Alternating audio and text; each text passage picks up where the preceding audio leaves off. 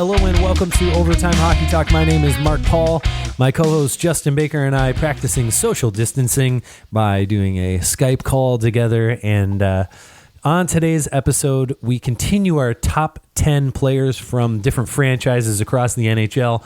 And we will be covering the Colorado Avalanche / Quebec Nordiques. We'll be happy to include a few of those on our list, some crossovers. And if you haven't checked out any of our other top 10 episodes, go back, check those out. We've done, definitely about 70% of the league at this point. We'll be knocking more of these out. And if you have any unique top 10 lists that you would love to hear from us, just send us over the ideas. You can find us on Twitter at OT Hockey Talk, as well on Instagram. And with that said, Justin, welcome to the show, buddy. Oh, thanks for having me. Yeah, it's there you go. That's the second time. I think last time we did, same thing. You get to every time. Welcome to the show, and you're so happy to be here. And it feels great. With that, let's just dive right in. The Colorado Avalanche are an interesting team to do. They've had I think that for people that are about our age, like mid-30s, we're looking at the Colorado Avalanche, and my mind just goes to this dominant powerhouse team from the 90s and early 2000s. But in reality, the Quebec Nordiques before that, not much success in the playoffs, and the Colorado Avalanche post-2001 have not had an unbelievable amount of success in the playoffs either. Kind of some dry spells, whereas they had this 5 or 6 year period where they were just unbelievable. So it's hard not to pull a lot of players from that era from this team. But we'll see who appears on this list. With that said, who is on your just missed list? Yeah, my just missed a couple guys from the current era, actually. Mikko Rantanen and Gabriel Landeskog. Of course, I could probably throw in all of Peter Stastny's brothers, but and then in addition to that, too, I also have Ray Bourque. Now, a guy that might have made some people's list. I've seen a few people have him in their top 10, but, again, a season and a half. I know how important he was to that franchise when he came in, but he didn't make quite the impact for me during his tenure to really say, okay, this guy warrants being in the top 10 versus the names ahead of him, I guess. Okay. So, yeah, that's my just missed. All right. My just missed, I have Matt Sundin on my just missed. Okay. Had really one unbelievable year for the Quebec Nordiques, but maybe their best draft pick outside of Joe Sakic, and was traded away for Wendell Clark, and really probably the worst trade they ever made. But Matt Sundin, one of the best players I think to play on the Quebec Nordiques, never really got a chance to play there for a super long time. Just a few years. And then I also have Mikko Rantanen, who will probably get up on this list if he keeps playing the way he's playing and if he can stay healthy, but he misses the list for me. Okay, not bad. All right, with that said, your number 10. Yeah, number 10 was a hard guy to want to put in this list. Didn't have a super long tenure there. He only played 297 games, but that is Claude Lemieux, 18th in franchise points. But the impact that he had while being a part of that franchise, I mean, we know the success he had while playing with the New Jersey Devils, comes over and immediately just erupts, probably, in my opinion, the best rivalry outside of maybe Michigan, Ohio State, or Boston, and the Yankees. I think between the Avs and Red Wings of the 90s was just fantastic. And he was a big reason for that rivalry. I mean, we know what he did to Chris Draper, that one year, and it was the boiling point. And then the following year, obviously, we had the brawls and the exchanging of cups back and forth afterwards. So it was a tone setter, and he could not only hurt you physically, but he put up a few decent points, almost a point per game type player. Yeah, and he won. Guy won 4 Stanley Cups over the course of his career, and won a Conn Smythe with New Jersey. Yeah, he was a Detroit killer, that is for sure. He did not make my list. I understand why he's on there. He definitely has some, I guess, nostalgic value, and he certainly was. He did spark that great rivalry. I think that other things were also brewing under the surface. But yeah, Claude Lemieux, excellent player. Just too far down the list in terms of the full-on impact over the course of his entire career. Really played most of his career with Montreal, New Jersey, and he played in Phoenix, and he played all over the place. I was going to say you'll like this. Right now, if you Google Claude Lemieux and you just type in his name, but don't search it and let the things drop down, the first thing that appears is Claude Lemieux turtle. So figured you'd like that. I think that was Brendan Shanahan beating the tar out of him. No, that was McCarty. McCarty. Yeah, McCarty. That's right. Shanahan ended up going with Patrick Waugh for a quick second, and then of course Vernon stepped in. So that's right. Good old Shanny. Okay, well, my number 10 is a guy who actually played on the Quebec Nordiques, and that is Michael Goulet, who every time I say his name, I think of Will Ferrell driving away in a sports car, doing his Robert Goulet rap things. Michael Goulet had 400-point seasons for the Quebec Nordiques, including a 122-point season, along with 4 50-goal seasons in a row. One of the few players in history to do that. He had 49 and 48 in the other years, that in the following 2 years. So almost 6 straight seasons of 50 goals, and certainly not a guy who had much playoff success. He didn't get to play very deep into the playoffs, but he had one year where they went to the conference finals, and he had 21 points in 17 games. So it's not like he underperformed in the playoffs. It's just the Quebec Nordiques ran up against better teams, and they were really never that great of a team to begin with. But he did actually win gold with Canada a couple times in the Canada Cup in '84 and in '87. So I had a nice career outside of the Nordiques, but I think that Michael Goulet deserves to be on that list. He was a fantastic hockey player. Can't argue with that. All right, you're number 9. Number 9 for me, Alex Tenguay. We know this guy had a very long tenure with the Colorado Avalanche, although it was broken up into a couple different stints, right? He did end up playing nine years with them, 598 games played and nearly 500 points. But for me, this guy was just a great two-way guy, right? He played alongside for most of his career with Peter Forsberg, which is never a bad thing, but he just was always. Anytime I look back and watch the Colorado Avalanche, like, he was a quiet name behind guys like Forsberg and Milan Hajduk and Joe Sakic, but he always just seemed to show up at the right moments for this team. And I think what he meant to this franchise in terms of a couple. He did get the Stanley Cup, and he will ever be remembered for the guy that scored 2 goals in that deciding Game 7 in 01 against the Devils there. So for me, this was a guy that just honestly just meant a lot to this team. And even though maybe he didn't have the point totals a guy like a Goulet may have had, his impact was still felt on the ice. Okay, yeah, another guy that I don't have on my list. So our lists are differing, and I like it. Let's see if you have Adam Foote on your list, because he is my number 9 for Colorado Avalanche players. A player who I think I'd put in the same ilk as Alex Tenguay, where he wasn't necessarily a guy who was like always the pinnacle player. Like at different points, you look at like a Sandis Ozolinsh was also there. Rob Blake played with the Avs at that time.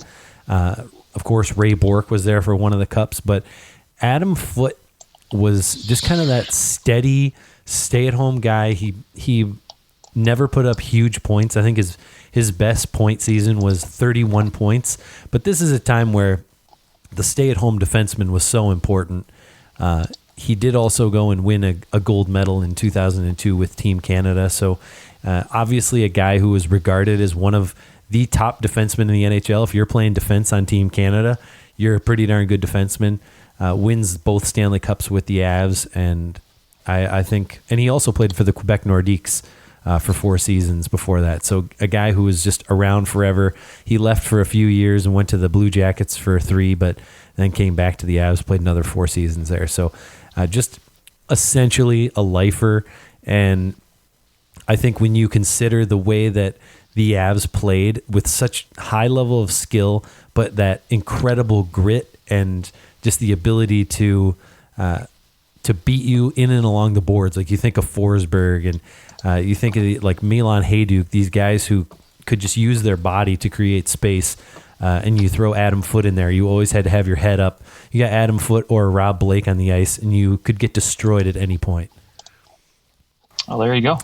All right, you're number 8. Yeah, my number 8, speaking of lifers, this guy actually did spend his entire career with the Avalanche, and that is Milan Hajduk. Oh, perfect. Milan, he's my number 7. So all right, we're pretty close on those two. Beautiful. I mean, let's face it, this guy was everywhere. I think he played great two-way hockey. He did get a couple seasons where he did get some Selke consideration, but he actually, surprisingly, and this is just often forgotten, but he did win a Rocket Richard Trophy in 02-03 with 50 goals. Yes, he did. I did forget about that until I looked at it. But yeah, that's pretty awesome, actually. Yeah, and you think about, I honestly can't remember outside of, I don't think there's been another Avalanche player who has won the Rocket Richard, trophy. No, definitely not. Yeah, since it got put into place in 98-99, I don't think there's been a winner outside of Hajduk in Colorado. But yeah, again, a guy who spent his entire career with this franchise and obviously had a lot of success.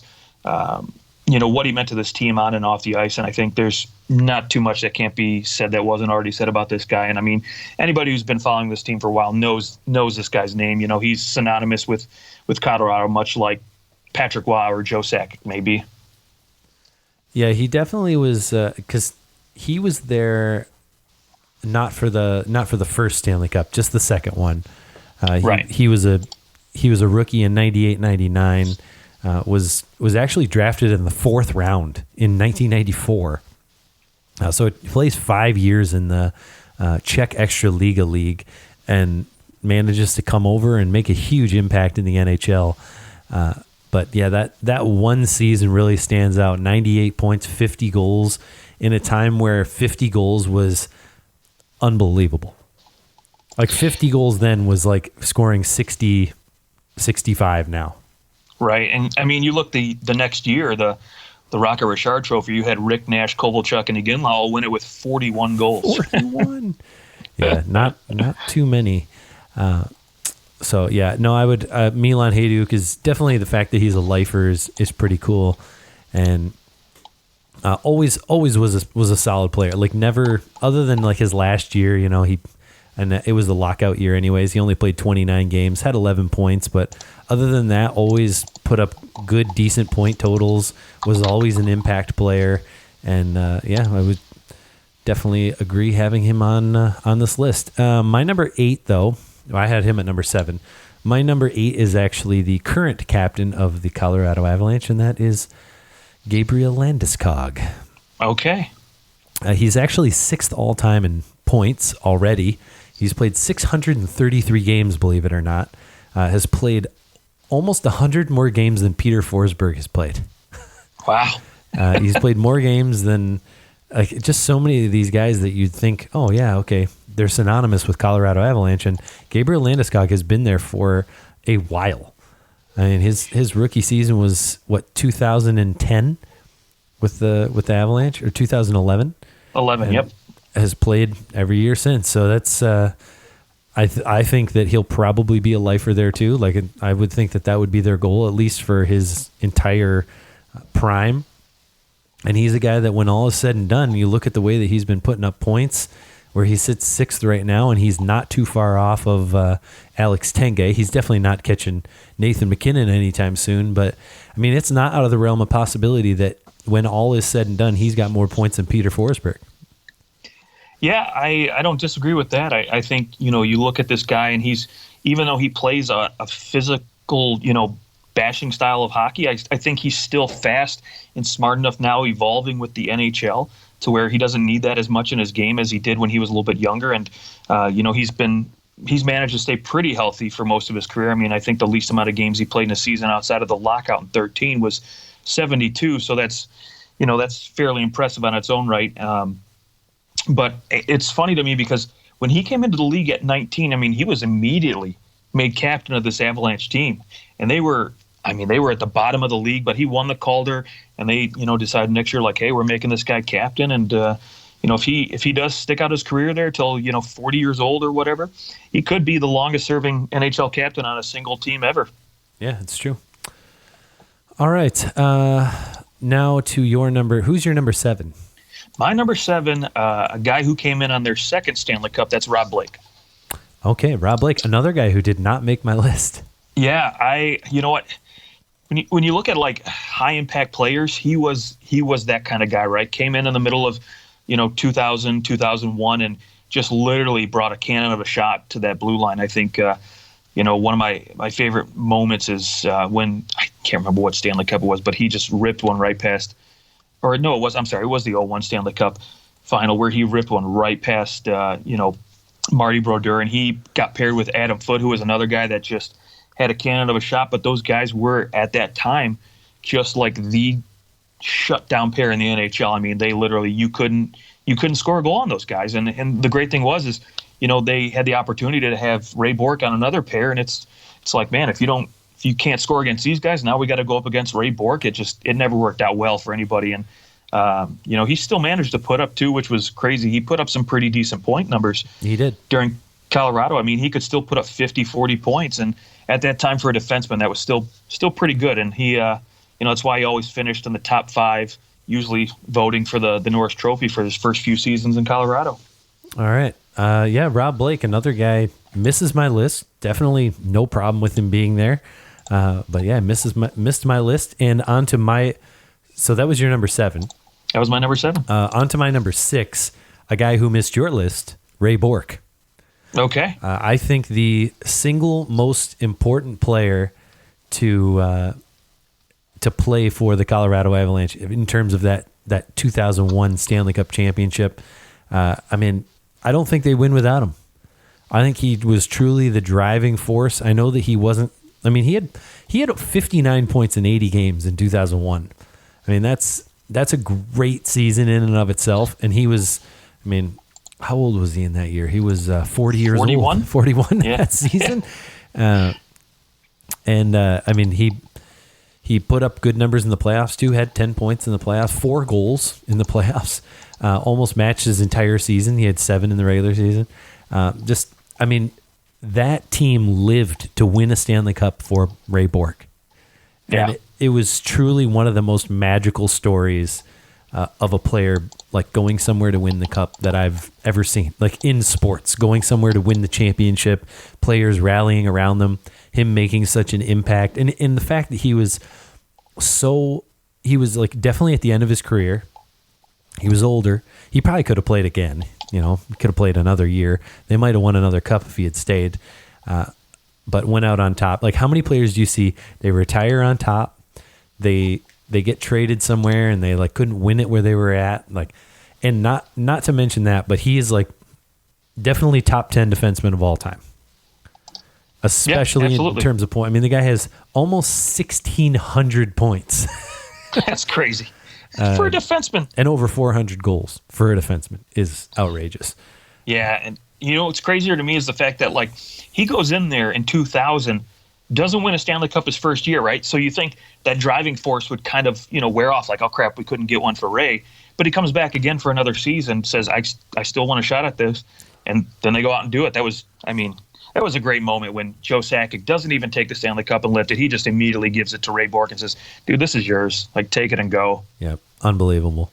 Okay, let's go number 5. Into the oh, no, yours number 6. I'm sorry. Yeah, no, you're fine. Adam 6, we've talked about this guy already, but Adam Foote, defense partner with Rob Blake for quite a few seasons. And this guy just, again, another stay-at-home guy who was just at the top of his game when NHL scoring was down. I mean, he was a reason why scoring was down. He was just so rock steady back there. And for me, he just comes in at number 6. All right, perfect. Okay, let's stroll into your number 5. Number 5 for me, a guy with little hardware outside of a Calder, but that is Peter Stastny. He's also my number 5. All right, perfect. Yeah, you think of a guy who, played his career with the Quebec Nordiques and, sits second all-time in points behind Joe Sakic. He's number 5 in games played, but, man, this guy could just light it up. And he was there, of course, during an era where goal scoring was up, but he came in the league just 6 straight 100-point seasons. I mean, he just came in with a fiery blaze. And then had a 77 points in 64 games and then went and got another 111-point season. Right. I mean, it wasn't until 89-90, so 9 years into his career, that he averaged less than a point per game. Right. Gets traded to a New Jersey team, which at that point we know started to just institute that shutdown defensive style, and I think maybe that could be part of the reason why. They were pretty bad. Yeah. Well, that too. I think that the year that he got traded there was the first year they made the playoffs. I could be wrong. I know that okay, I'm going to find this. You keep rolling. Go to your number. I know this is a Colorado Avalanche, but I'm going to look up New Jersey Devils stuff. Since my 5 was Stastny, go to your number 4. Yeah, my number 4, a guy who I'm hoping is on your list here, maybe in the same spot as me, but that's Nathan MacKinnon.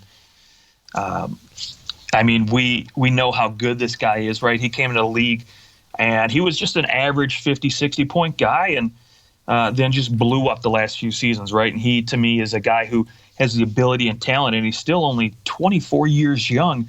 I mean, this guy, honestly, when it's all said and done, I could honestly see him up there being the franchise's all-time leading point guy, or could be pretty dang close to Joe Sakic anyways. I think the way he has the ability to put the puck in the back of the net, he has the speed that I think he in my opinion is a top 5 skater in this league, and he blows my mind every single night. I feel like every time I turn on Sportsnet or TSN, there's another highlight of Nathan MacKinnon doing something unreal, and right now he's sitting at 495 points, and he's only 24. So again, he's just got 1,100-ish more points to go to catch Joe Sakic, and you got to think over the course of maybe 15 years, he has a real possibility of doing that.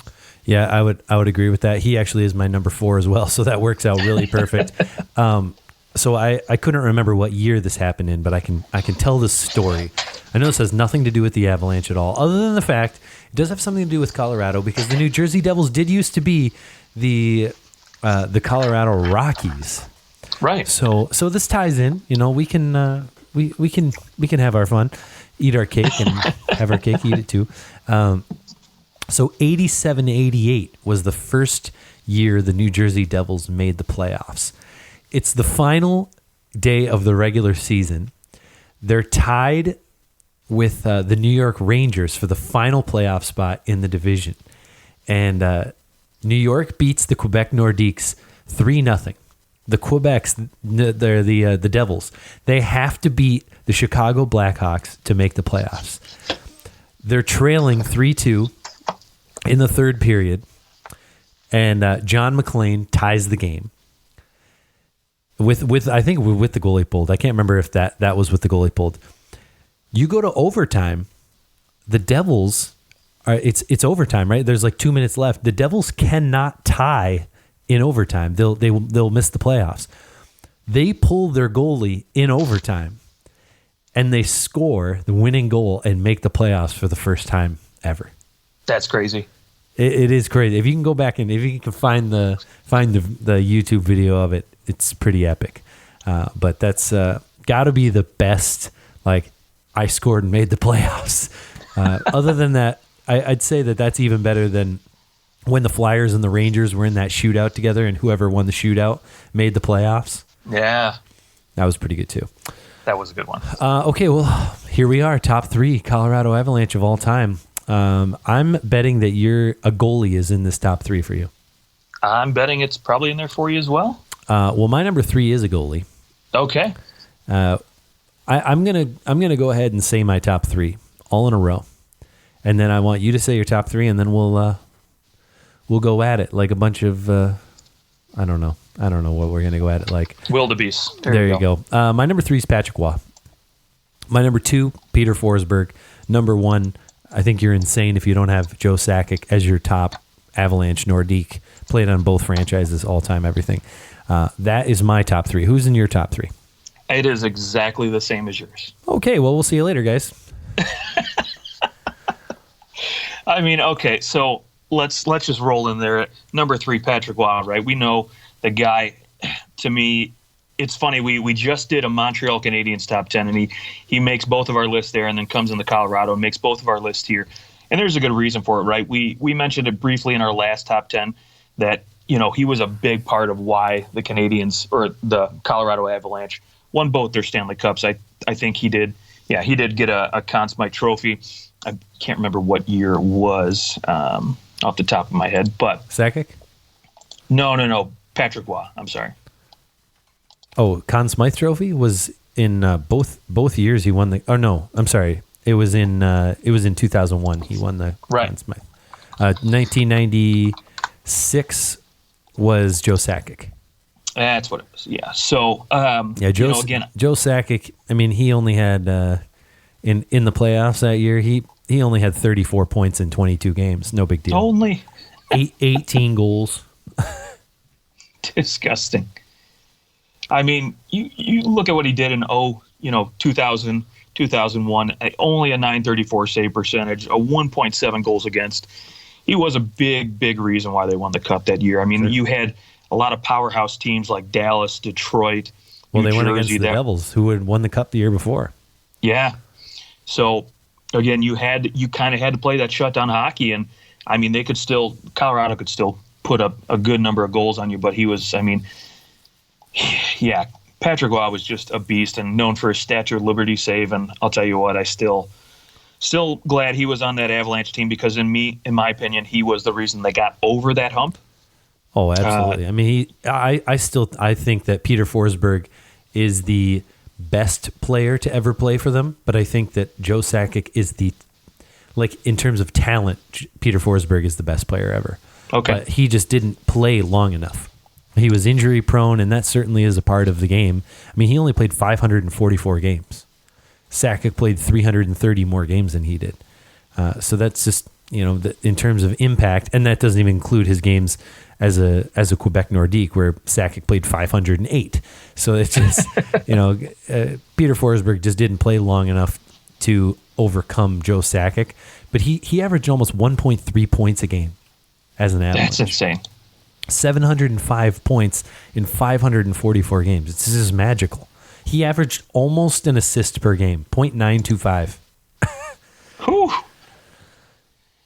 That's crazy. I mean, yeah, you look at, right, Peter Forsberg, you talk about the health factor, right? I mean, we saw it, and that's why he honestly didn't last very long in this league. I mean, he did play till he was, he played till he was 34, then had to take those couple years off, came back and only played 2 games before he had to ultimately retire at the age of 37. But he never once had outside of his second year in the league at 22 years old, he never once played a full entire season.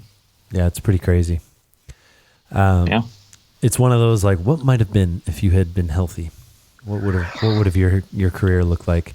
One other thing about Joe Sakic, he does hold a record, a National Hockey League record. And that is most playoff overtime goals. That's true. He has 8 of them. Oh, jeez. 8 playoff overtime goals spanning 12 years. That's pretty good. That's pretty dang good. I mean, not to go along with, I think, that 96 Cup, he had 6 game winners in that. Wow. On that stretch of 22 games. I mean, that's just phenomenal. It's the fact that Maurice Richard has 6, so he is the second most.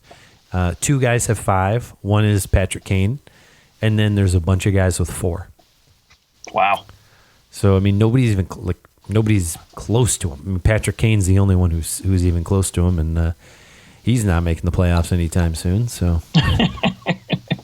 Yeah. Speaking of which, I mean, I know we did talk about this in our last show that we wanted to kind of touch on this, but.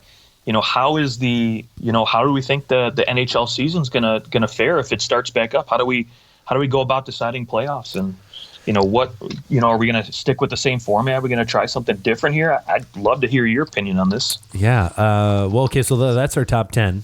Avalanche. Right. Let us know what you thought. You can hit us up on Twitter at OT Hockey Talk as well as Instagram. I have heard this like 24 team play-in thing being tossed around where like the teams outside of the playoffs will all, like a bunch of them will all play in. My preference, when you look at the NHL standings and you consider who's truly a contender to make the playoffs, also like what's the statistical chance of some of these teams making the playoffs, I think that outside of Minnesota in the West, no one else is making the playoffs. I don't think that Arizona is there. And then same in the East. I guess you could say that you've got Florida who maybe would deserve to be in there, but I think that just where you fall, I don't know. They would have to get everybody to play 70 games because everybody you all play 70 games, so you have to find a way to get everyone to be equal amounts of games. I guess some teams have played 71, so I think you just look at maybe winning percentage or like points percentage and just use that instead. But I think you just take whoever the two teams are right outside the wild card, you make them play the teams in the wild card, and you go, like right now, Carolina would play the Rangers, Columbus plays the Islanders. In the West, Winnipeg takes on the Wild, and Nashville plays Vancouver. And the winner of one play-in game makes the playoffs, and then we just go with it the way that it is the rest of the way. Yeah, I would agree, actually. I love the idea of just a one-game play-in series among the four closest teams, there in the wild card spot. And I would actually suggest too, because I do think maybe it might be a little bit longer than we think before things start back up. I think, maybe you save, a few days, a week maybe by having that first round series just being 5 games like the AHL instead of 7 like normal. Mm-hmm. Yeah, I could see that too. My guess is that nothing actually starts until early May. Okay. That's my best guess, just based on we've got the CDC saying they don't want no one should be in groups of 50 for 8 weeks, and that was last week. So if you count 1, 2, 3, 4, 5, 6, 7, 8, that's into May. So I think that's probably the realistic timeline. I also think that there's a chance that some of these games are just played with like a camera crew, that they're not going to play with going to play with fans at first, and that's unfortunate. But would we I guess you have to figure out with these owners what's the ideal, because at this point you would have already lost any extra revenue from the regular season, which is probably approximately 5 home games per team, and you can figure out a way of kind of making it fair.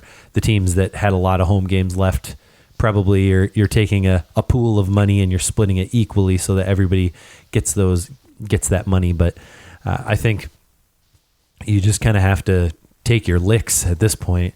I don't know how you can just go in and start playing regular season games again. I think but at the same time, do you really want the first game back to be a play-in game? A winner takes all, first time we've played in 7 weeks? Yeah, but I guess on that point, though, you do have a level playing field for everybody, right? I think for those 4 teams that maybe play, you're not having one team that's coming back and others that's for example, those week off periods that every team has. Sometimes when you come back, man, you take a few games to get going again, and that won't be the case here in this situation. But a week off is a little different than 2 months off in quarantine. In quarantine, that's the other thing, is that these guys aren't able to skate. That's the tough part. I do think, however, that there's a chance that it might take a few games, but we might have the best playoffs that we've seen in a long time, because every player is going to be completely rested. They're basically getting almost a summer off in terms of time. So everyone's going to be completely rested. A lot of guys there were players that were out for months, and those guys suddenly, they're fully recovered and healthy and ready to go. So hardly any teams are going to have major players down for the count. So everybody's going to be healthy coming into the playoffs. And Man, I think that it'll be really fun if we get to the point where we can play some games here. We'll be looking at a pretty interesting and fully healthy National Hockey League playoffs. Because sometimes it just ends up being a game of attrition. Whoever has the most healthy, good players wins.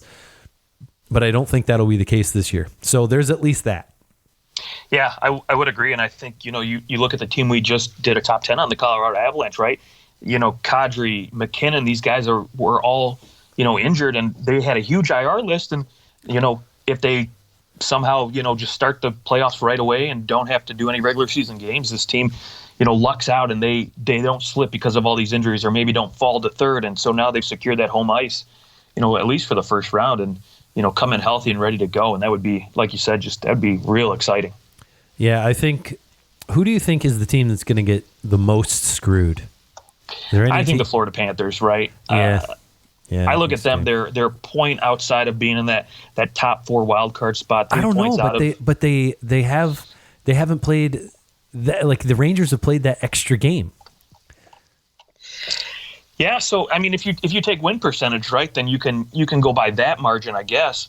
But I think if you just take straight up points, maybe even if you look at regulation wins, obviously the Rangers have a few more.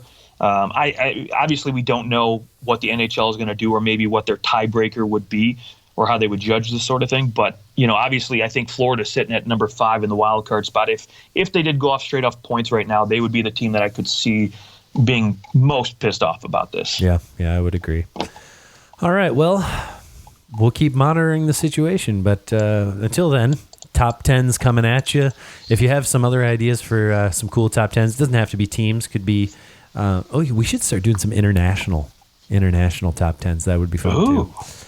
We'll start tossing those in there too. Until then, stay safe, keep your distance, don't go coughing on grandpa, and we will talk to you guys very soon. Enjoy.